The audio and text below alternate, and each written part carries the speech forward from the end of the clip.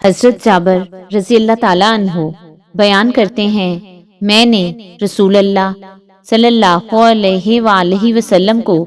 آپ کی وفات سے 3 روز قبل فرماتے ہوئے سنا، تمہیں اللہ سے حسن ظن کی صورت میں موت آنی چاہیے۔ حضرت ابو ہریرہ رضی اللہ تعالیٰ عنہ بیان کرتے ہیں، رسول اللہ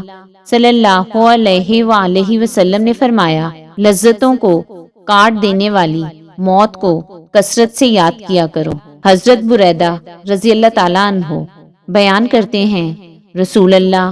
صلی اللہ علیہ وآلہ وسلم نے فرمایا، مومن مرتا ہے